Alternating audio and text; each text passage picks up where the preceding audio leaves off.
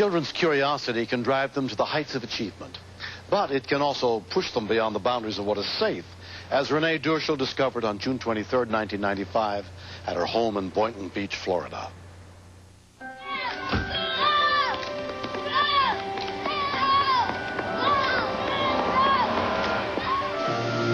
I was cleaning because I had the real estate coming over to see the house. My two kids were running around the house playing with one of the neighbor kids. Hey kids, let's go outside and play. And I told them to go outside and stay outside. 8-year-old Crystal, 7-year-old Billy, and their friend Garrett Barry went out into the front yard. They're like my best friends. Crystal said that there was a big bird nest up there and I wanted to see it.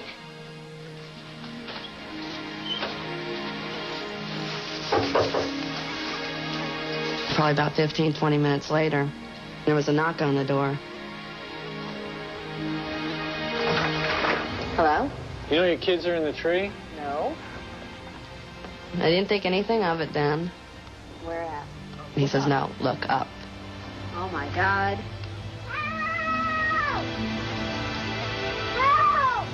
Don't move. Stay still.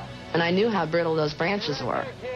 I didn't even know how the heck they got up that high without them all breaking on them. I didn't want them to take a chance of trying to climb down. Renee immediately called Garrett's mother, Lisa. I opened up the front door and looked, Oh, my God. and I saw where they were. And that's when I said, oh, God, call 911. I'm on my way down. Boynton Beach 911, how can I help you? I have 3 children that are up at the very top of the pine tree in my front yard, and they can't get down.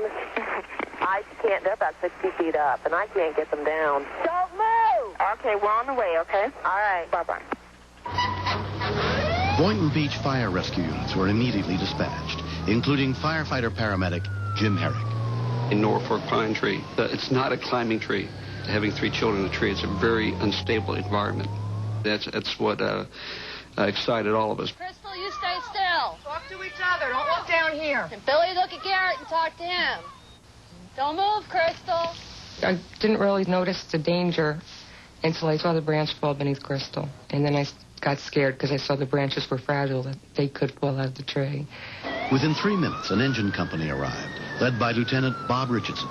Man, look at those kids up there. Just after we made the turn, I looked down the street and I says, holy cow, these guys are up in 60 feet in a tree. And how they got up there, I'll never know. Dispatch the aerial code tree. Have the engineer. I knew we couldn't climb the tree because I know the characteristics of the tree. It's so brittle that, you know, one branch snaps and the whole thing comes down. Just said to myself, this is beyond the scope of an engine company. We need the aerial apparatus in here to get these kids out of this tree. How about you and Jeff? Give us a vantage. Crystal, she didn't have anything to hold on to. She couldn't get herself turned around. I was getting scared. The aerial truck company arrived with a 100-foot ladder. The whole picture changed from standing on the ground to once I got up next to the children. Our initial plan was just reach out, grab the kids, pull them in. And that plan is definitely not going to work. There's branches between us and them, and I didn't want to disturb anything. We might lose a kid. The possibility of losing one of your children and not being able to do anything about it, it's a hard thing to deal with, especially when he's yelling down to you, Mommy, can you help me? Fortunately, firefighter Gail Coey, who had high-angle rescue training, was at the station that day. My officer said, do you think you can do this? And I said, well, I'm sure going to try. They were in the tip top of the tree. I mean, I was impressed. I used to climb trees when I was a kid, and they were up there. We had to be extremely careful that we didn't disturb the branches that the children were sitting and standing on, and one mistake, and they would have fallen. My name's Gail, and I'm going to get you right out of there, okay? The concern was the storms coming in, and I know there's a lot of lightning comes with storms. You had this 60, 70-foot tree sticking up in the air. It's like a lightning rod. And it's the highest tree around, so I just wanted them out of that tree. This was going to take a little finesse, and we're going to have to just take our time and safety the children off in a sit harness and bring them in one at a time. Renee's husband, Bill, came home from work as soon as he heard about the situation. I didn't even want to think about if one of the kids fell and what was going to happen. There would be no second chances. That would have been it. Reach down and grab me around the neck. Okay, I've got you.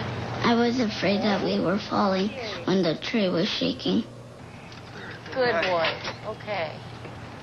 How you doing, sweetie? Hang tight, Gil. Good. You can face me just a little bit. Like just. Crystal was a little panicky. She really wasn't in a real secure position. Time seemed crucial. Okay, now, I've got a hold of you, and you're all locked in. So, what I want you to do... I got Billy out. Put it right under my shoulders, okay? There we go. Good girl. Garrett was the farthest away from the bucket. I had to go outside and climb into the tree myself. All right, you're on your own, Gail. Being small has a few advantages. Okay. Now, you saw what I did to your friends, right? I'm going to put this around your... Pass Get him? You got him. Okay. Okay. Yeah. I can remember them putting Garrett into the bucket and lowering it, and the relief that I felt as they were coming down.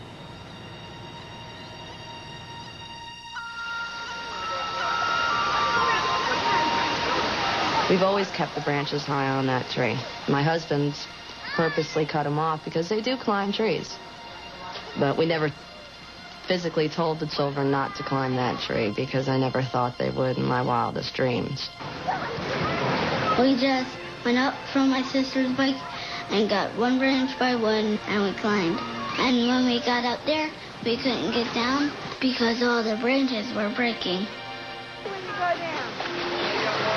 I wanted to go short, but I went all the way up, and I didn't know until I looked down, and then I was scared. They started to go down, and then that's when the branches started to break under Crystal's feet. I just started hoping that Crystal wouldn't fall. I think the firemen did a really good job, and I thank them very much. Crystal told me she'd never climb a tree again. Which is like, honey, I know you're going to climb a tree again, but let's not make it that high.